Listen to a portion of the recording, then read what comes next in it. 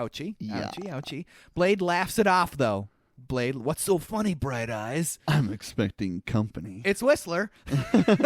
Catch you fuckers at a bad time. That's a good line. I'm Yeah, a it big is. fan of Chris Christopherson in this movie. Amazing. He plays the great, like, grizzled old guy that's just had enough of this shit. Yep.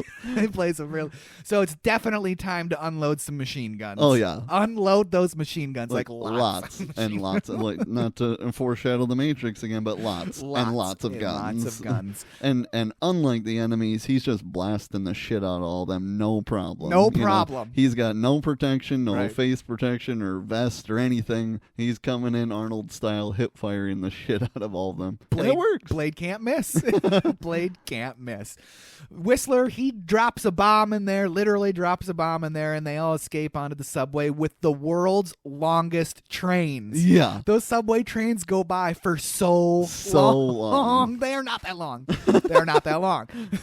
Blade fights Quinn while trying to save Karen, who's completely helpless. Yeah. I don't know why she doesn't just lay there, wait Right. for the train to leave, secure the sword, lay there, wait Yeah. for the train. I mean, it's good that she didn't, because Yeah, ultimately yeah, she yeah. probably helped Blade in defeating Quinn for the moment. Right. Because she stabs him, and then Blade uses Quinn's face like a cheese grater Yeah. on the train there.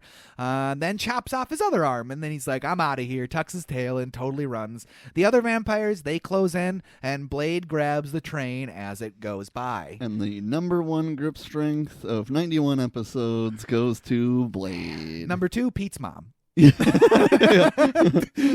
Dislocating his arm, but saving the two of dislocating his shoulder, I should say, and Yeah. saving the two of them. Karen gets him back and pops that bitch back into place, so now they both relocated shoulders for each other. Hey. Very sexy. Very sexy. A little tension going on here. And Blade's charging up with some blood, right? That's blood that he's, I'm I assuming. think so. Right? You'd think that that would, like, make his thirst worse, right? You would If think. you're giving yourself a dose of it, but if you're trying to heal yourself from, like, giant stab wounds in your shoulders and your arm being almost completely ripped off, Yeah. I guess the risk reward is... He's a little bud. You're one of them, aren't you? No, I'm something else. Over to Whistler. He got Blade off the streets at age 13, almost killing him, but realizing what Blade actually was. How did he realize what Blade actually was? Nobody knows. Nobody knows. Like, other than, did he find him, like, just before the sun went down? So he knew, like, okay, you're not quite like the rest Yeah. of them. Maybe Otherwise, yeah, what maybe he hosed what them down with garlic. confrontation did they get in where I'd he's love like, to you know know that. what, you're not like the rest. You might act like a vampire, but you're not quite a vampire. And you're pretty scary, but you Let's know be what? I'm going to friends. give you a bunch of guns and make you a sword, and then we're going to just figure it out from there.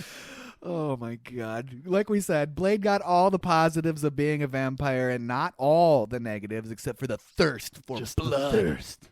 Thirst for blood.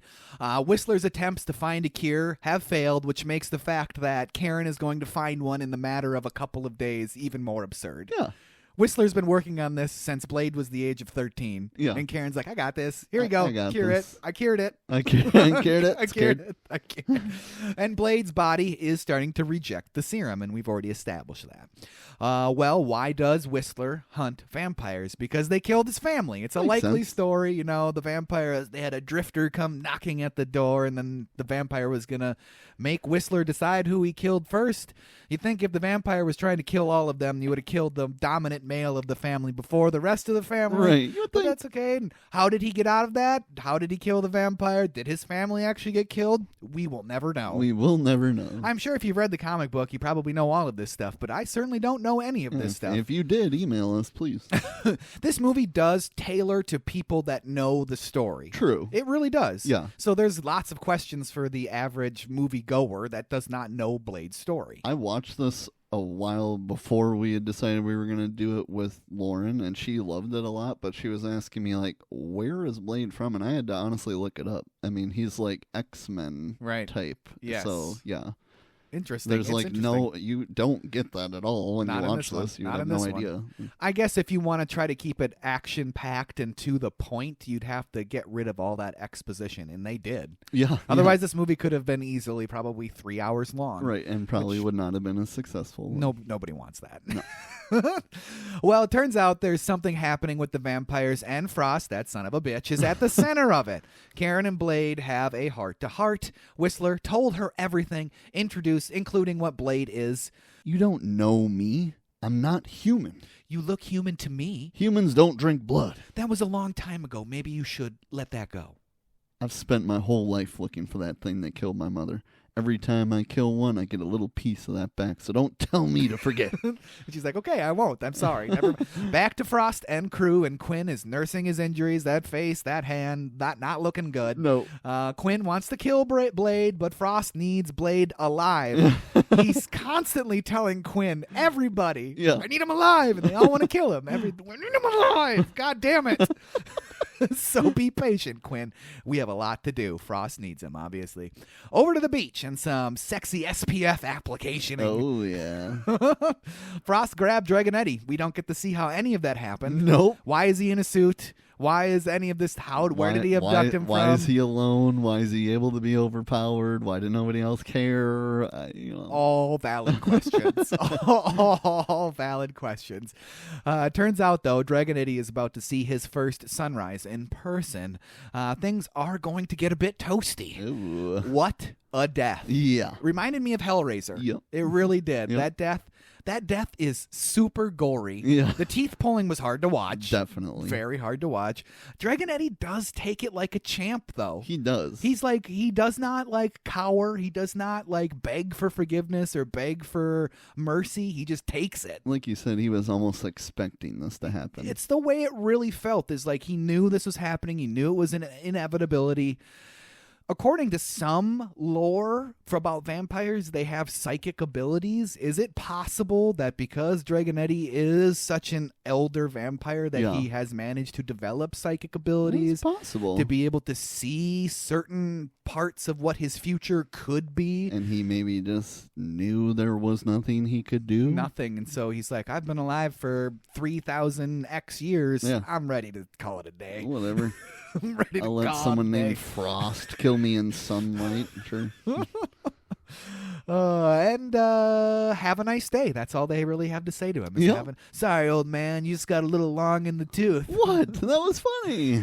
It wasn't really that funny. No, he's been funny, but that one wasn't that funny. But back to the Vampire Council with Frost firmly in control now, throwing Dragonetti's teeth on the table. He needs 12 volunteers. Yeah, that's And by brutal. volunteers, I mean this is gonna happen to you if you don't volunteer. Back to Blade and friends, and Blade hands over the hard drive with all the info, and Karen shows the guys about EDTA. Ooh. Its reaction is energetic. It is definitely not a cure. And I like how she just doesn't, why do you have to look at it through the thing if it's going to fucking explode the microscope anyway? Just watch this. No, don't look.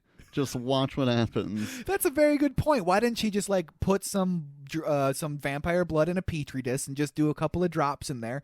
Instead, she almost blinds Blade. Yeah, and and is there multiple microscopes, or how did she even know this was going to happen to lead to the microscope in the first place? She already destroyed one, it exploded, and she wanted him to reap the same fate. Cutting room floor is Whistler saying, "Damn it, bitch! That's my only microscope." That would have been amazing. But, it's definitely not a cure, like she says, but maybe you could use it to explode some vampire heads. Foreshadowing. Sure. I mean, that'd be badass, I suppose. Karen draws some of Blade's blood to work on that actual cure that she's very confident she can come up with. Very confident. It turns out that Whistler has the big C. Ooh. I mean, it's obvious he smokes the whole movie. Yeah, obviously. But Blade loves that guy. They have a good arrangement. They do. It's more than just a transactional relationship. Yeah. Whistler is a father figure to Blade and all of that stuff, but they have a very good understanding between the two of them. Yeah. We also see that Karen is turning into a vampire. Yikes. And the Whistler knows it. Guess we didn't catch it in time. She's got a day, maybe 2 at the most. You nailed his cadence. You nailed it. You nailed it. You make it sound like I'm already dead. No comment. Because she's already dead, basically. Blade and Frost have a public confrontation. Luckily for Frost, he has a hostage in the daylight. In the daylight. Yep. Frost knows all about Blade, and he's also lathered from head to toe in sunscreen. He is. Such a